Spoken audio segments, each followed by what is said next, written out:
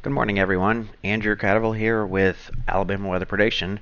The newest high-res model data is in um, for our severe weather potential, both late tonight into Saturday morning and throughout the day on Saturday, and everything is pretty much what's been mentioned. So before I dig into all that, I want to emphasize that my cat's here. um, I want to emphasize for everyone to not get caught up in all of the data that you're about to see. Don't worry about um, like where individual cells may form just based off that. You don't want to say, oh, it's just going to be a Huntsville problem. If I'm in Coleman, I don't need to worry about it, or vice versa. It's showing a higher threat in Florence, so I don't need to worry about anything in Huntsville. No, that's not true. Everyone in the state of Alabama has a risk of severe weather, some of which could be significant. We're talking, yes, the potential is there for some strong, large, long track tornadoes. And I founded Alabama Weather Prediction in 2013, a few years after the 2011 outbreak, and we had the forgotten outbreak of 2012, but I wasn't really that much dug into weather. I didn't quite have all the tools at my expense at the time.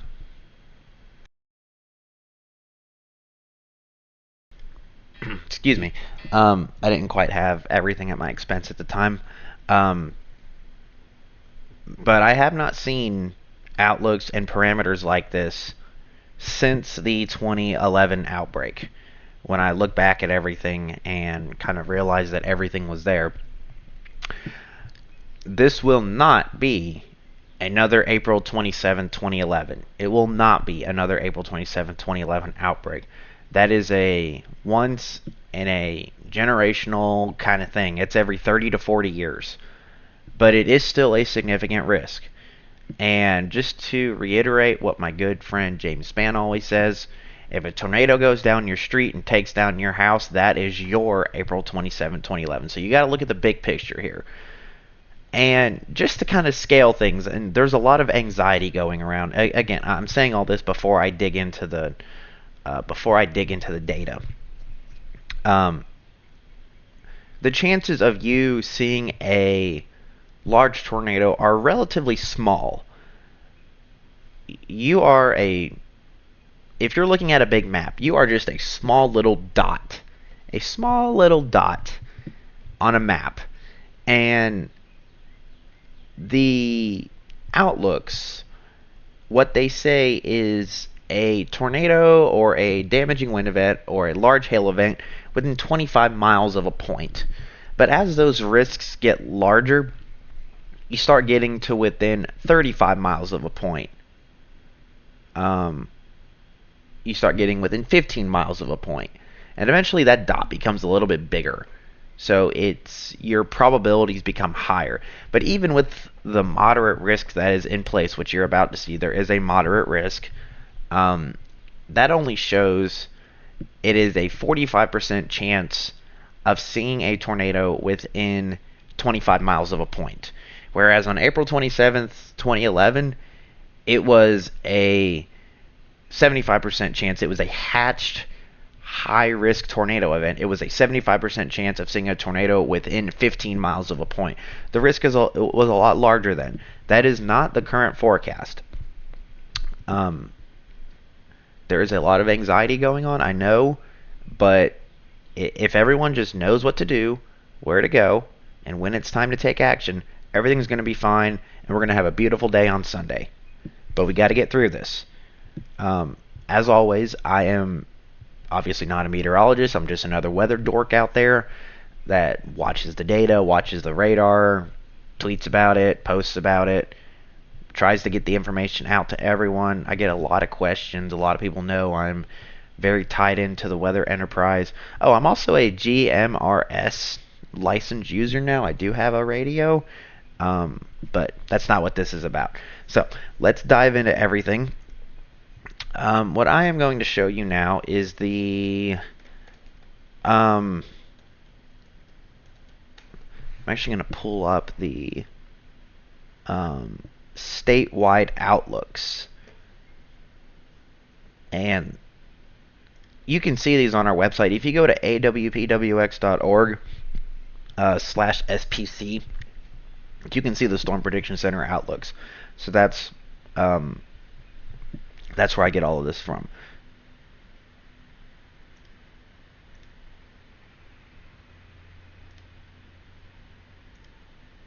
So this is the outlook for, this goes until 7 a.m.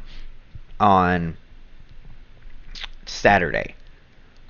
And as you can see, there's the moderate risk up for northern Mississippi. The enhanced risk, level 3 out of 5, goes right to the Interstate 65 corridor. And what's most likely going to happen here, excuse me, is we're going to have some discrete supercells that will be in a elevated nature, and most likely there is a cap in place that stops an outbreak of severe thunderstorms. But we could still see a few cells, a few supercells, with the potential for damaging winds, large hail, and a few tornadoes, some of which could be strong. And when I say strong tornadoes, I'm talking EF2. They stay on the ground for more than 15 minutes. There is that potential. Now, the next thing I'm going to show you is this is the SITREP from the National Weather Service in Huntsville. And I'll give you just a second to kind of read all this.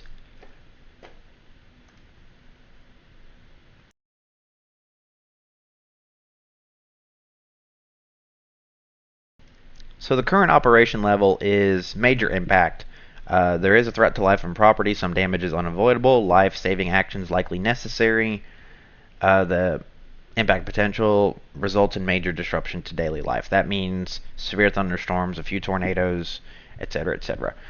Bottom line up front, so a summary. Recent trends continue to indicate a significant severe weather event will shape up over the Deep South and Tennessee Valley on Saturday. The moderate risk, level 4 out of 5, has been extended further into northeast Alabama and east Alabama for Saturday. And this is highlighted. A potent storm system will set up into the weekend with multiple rounds of storms, bringing a threat for both severe storms and flooding tonight through Saturday and Saturday night. Gusty non-thunderstorm winds, gradient winds as they call them, winds 35 to 50 are expected today and Saturday. Friday and Saturday summary. So here's a timeline of everything. So the threat begins around midnight. You'll see this in the, I'll pull up the model data. There is a low confidence of round 1. Then you have round 2. So round 1 brings, I'm going to go ahead and pull up the data now. I already have it into that position, into that timeline. Whoops.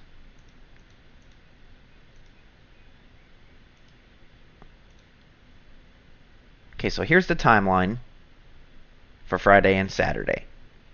As you can see, everything kind of gets started around midnight, 11 to midnight, and goes until about 6 a.m. And then there's a small break. Well, a break is not good on days like this, as we all know. You will have the sunrise, we'll get some pockets of instability, and that'll just start to aggravate the atmosphere, and storms can easily become supercellular. And what I'm going to pull up now is the model data.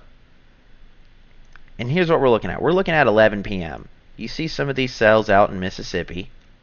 Whoops, I did not mean to do that. You see some of these cells out in Mississippi around 11 p.m. We'll go hour by hour here. And you'll start seeing right around midnight we have some storms at the state line, West Alabama, and it kind of becomes a cluster.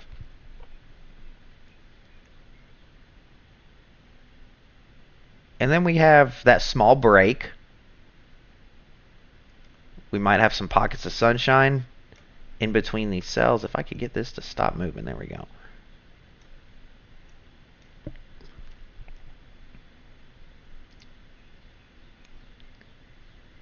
And then we start having the surge of Gulf moisture that absolutely plunges from the Gulf Coast right around lunchtime. And that's been the forecast for a while.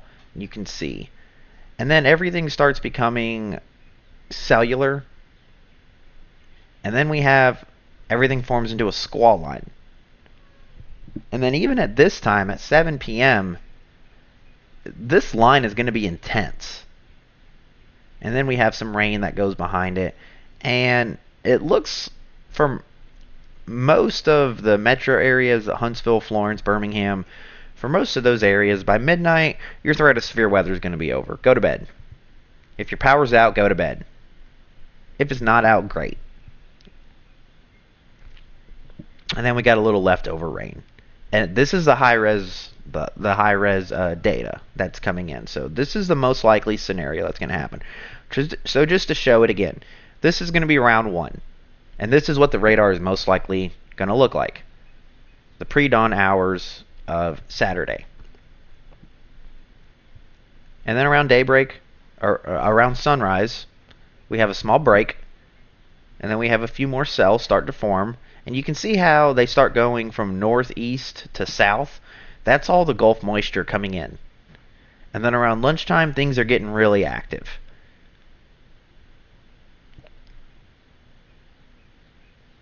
And then by 6, 7 p.m., we have a squall line. And I agree with the Weather Service on this one. I think between around 6 p.m., we're going to have a significant flooding threat, in addition to the severe thunderstorm threat, because this is these cells are going to be training over the same area multiple times. Now, I'm going to start digging into some other data here. We're going to look at the supercell composite. This is where supercells could most likely form. And with round 1, just keep that in mind. With round 1, you see everything's kind of on the elevated side, kind of low, not all that impressive, but it is there. And it does stay pretty much west of Interstate 65 as the enhanced risk shows. But then we start getting to lunchtime, and those parameters really, really ramp up. I mean, we're talking supercell composite that's over 12. It only takes 6 or 7 for supercells to form. So these are pretty much maxed out over West Alabama and northeastern Mississippi. And this is right around the lunch hour. So it's around this time, I do believe. I think this has been the trend for the past 4 or 5 days. And just the fact that it's staying this consistent is a little bit alarming. So as we go through supercell composite, this is just for individual supercells. Wind gusts, and when you start getting higher parameters like this, like across West Alabama and even towards Decatur and Huntsville, when you start getting higher parameters that are above 10, you're looking at 70, 80 mile per hour wind gust and significant large hail, which could be up to baseball size. So this is where the threat to life and property really starts coming in. And then by 7 p.m. we start losing those parameters.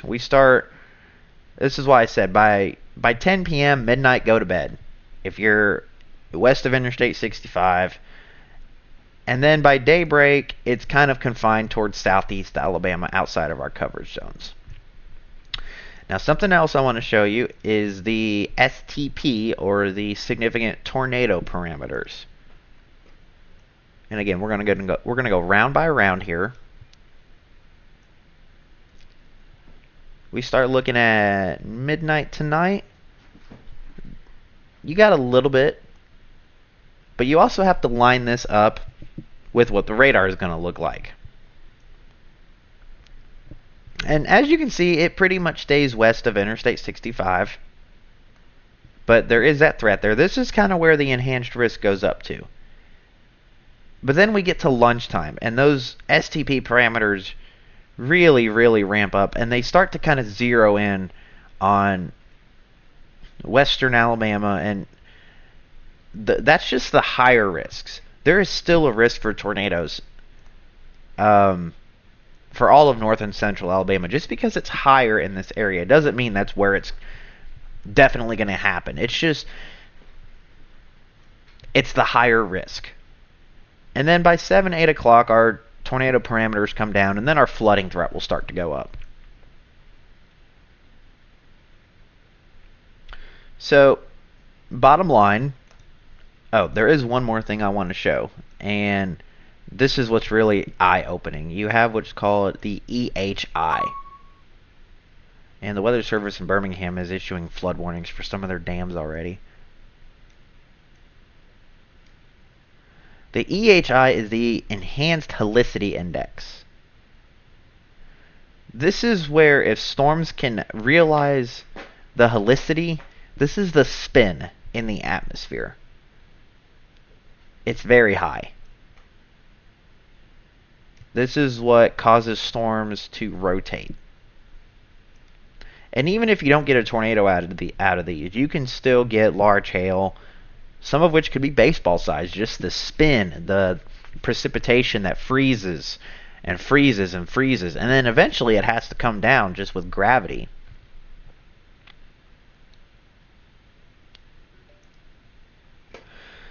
Here is the worrying part. This is the max updraft helicity. If supercells, and this starts as early as 4 a.m., actually 2 a.m. across the state. This is what is called the max updraft helicity. This just means if a supercell can tap into this, it can keep going. That's all this means. No, this isn't saying Gunnersville's going to get a strong tornado, or Vernon, Alabama is going to get a strong tornado. No, that's not what this is saying. This is saying if a supercell can tap into this, there is enough energy, there is enough helicity for the tornado to stay on the ground. And as we go through the day, these parameters start getting a little bit higher and higher and higher and higher before eventually, well, I don't want to take this into Sunday, and what happens here is as the helicity overlaps, it just gets higher and higher. As you looked at the model runs, everything's pretty much out of north and central Alabama by 10, 11, midnight. But this is what they will be able to tap into. Any storms can tap into this helicity, and this is where there is the potential for long, strong tornadoes. And no, that's not saying, again, that's not saying that, just for example, that's not saying a strong tornado is going to go through 565 up into Newmarket, or a strong tornado is going to go through Calera or Alabaster. No, that's not what this is saying. That's saying this is what's in the atmosphere. This is what these cells can tap into. Now, I'm going to go back to the sitrep from... I'm going to go back to the sitrep here, and it's basically going to show everything I was saying. So here's the outlooks for round one. As I was saying, it basically goes up to Interstate 65. A lesser threat for Huntsville, Scottsboro, and Gunnersville, but still a threat for severe storms. And this is going to be from 1 a.m. to 6 a.m. Monday. What we are watching, and this is for Saturday morning, the most likely scenario is the cap is strong, preventing numerous supercells from forming, but a few still do and can produce severe weather. These cells could stay south and west of our area. This is for the Huntsville area. The high-end scenario is the cap either dissipates quickly or there is no cap at all, leading to a more favorable environment for numerous supercells to develop. This would likely be supercells capable of all hazards, including tornadoes and damaging wind gusts, large hail and damaging wind gusts.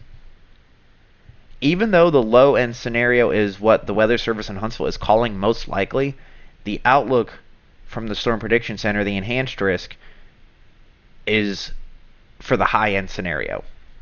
That is what the Storm Prediction Center's outlook is for.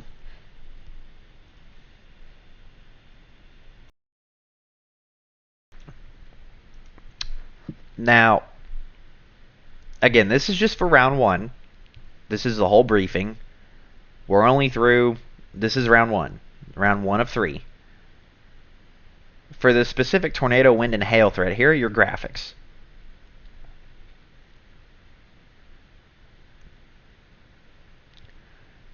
The earliest start will be 11 p.m., most likely 1 a.m., and your latest end time is 8 a.m. for Northeast Alabama, Jackson, DeKalb, Marshall counties. Your Saturday severe weather risk is very significant. Your gusts of 70 miles per hour or greater, your confidence level is high. Hail 1 inch or greater, your confidence level is around medium for that one. And then several tornadoes, some of which could be strong, is medium to high. Round 2 is 11 a.m. to 7 p.m. Round 2 is going to be the most significant supercellular long track tornado event. So again, round 2 to 3 is from 11 a.m. to midnight. That's 12 hours of a lot of anxiety, a lot of, warnings being issued. Round 2 is medium high confidence in supercells, EF2s, large hail, and wind gusts of 70 miles an hour or greater. Round 3, a line of storms, the squall line, tornadoes, some of which could be strong, and wind gusts of 70 miles per hour or greater. Your hail risk is a little bit lower as the atmosphere starts to kind of settle down.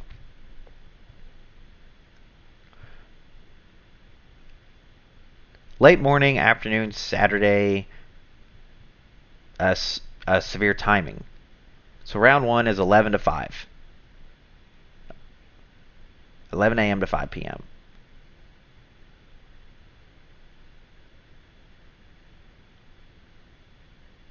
Round 2 is going to be from 12 p.m. to 6 p.m. Excuse me. These are for the areas. So for Florence, Muscle Shoals, Russellville, Moulton, your earliest start is going to be around 9 a.m. Your most likely start is from 11 a.m. to 5 p.m. and your latest end is 6 p.m. So by 6 p.m., your evening hours for Northwest Alabama, areas previously mentioned, Lauderdale, Colbert, Franklin, Lawrence counties, by 6 p.m., your threat for severe weather will be over. And then you're just dealing with rain. For the Huntsville metro area, areas along Interstate 65, Athens, Decatur, Coleman, for those areas, it's going to be from 12 p.m. to 6 p.m. Yes, that is a long time. That's 6 hours where you may have to deal with some supercells, potential tornadoes, large hail, damaging winds. And then for Northeast Alabama, Jackson, DeKalb, and Eastern Marshall counties, it's going to be from 1 p.m. to 7 p.m. with your latest end time at 8 p.m. And then we have the squall line. About 3 hours, 7 p.m. to 10 p.m. for Northwest Alabama, 8 p.m. to 11 p.m. for Huntsville Metro, Athens, Decatur, Coleman, High Top, Skyline, all those areas. And this will be the squall line.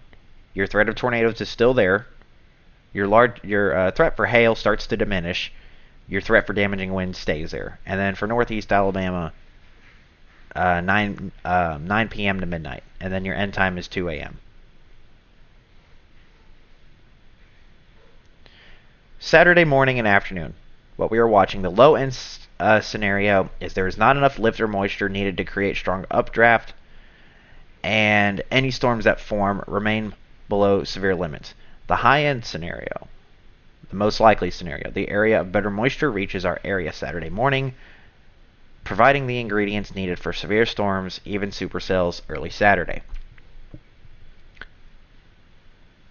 Saturday evening and night. What we are watching. The low end scenario is rain earlier in the day prevents the better moisture from reaching this far north, limiting the severe weather potential but increasing the risk for flooding. The high end scenario is the most likely and the current trend and the current forecast from the Storm Prediction Center, the Weather Services in Huntsville and Birmingham. The secondary low tracks just to our northwest, strengthening the northward surge of moisture, resulting in severe weather along a line of storms with both embedded and potentially preceding supercells Saturday evening into Saturday night. Your flooding threat. Rainfall totals range anywhere from 2 to 4 inches across the state. Non-thunderstorm wind gusts. The most likely scenario is going to be your 24-hour max wind gusts are going to range from 40 to 50 miles an hour. And this is outside of any thunderstorms. And it does say down here that a wind advisory will likely be needed in future updates. A few areas may see 45 to 60 mile per hour wind gusts. About a 10% chance of that one. Here's the summary, just to summarize everything. And the next briefing is going to be at 1:30 p.m. I'll have probably a blog post out by then. This is just the video. For the 1:30 update will probably be the last update before the event unfolds. For tonight, the most likely scenario from 1 a.m. to 6 a.m. A few supercells develop across the southeast, capable of producing tornadoes, large hail, and damaging winds. This is a low end. There is a low end threat for flooding. Gusty winds start to pick up, reaching 35, 45 miles an hour. The high end scenario is numerous supercells and significant tornadoes. Saturday morning, 11 a.m. to 7 p.m. The most likely scenario is additional severe storms capable of producing tornadoes, large hail, and damaging wind gusts. 11 a.m. to 7. Gusty winds 35 to 45 miles an hour outside of thunderstorms. The high-end scenario is additional supercells capable of significant EF2 plus tornadoes.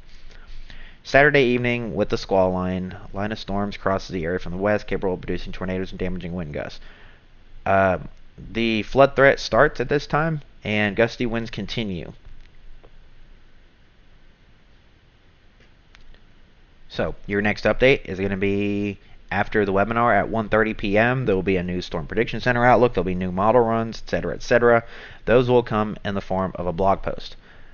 Until next time, I am Andrew Cradavo with the Alabama Weather Prediction. Stay weather aware, stay safe, be prepared, don't be scared.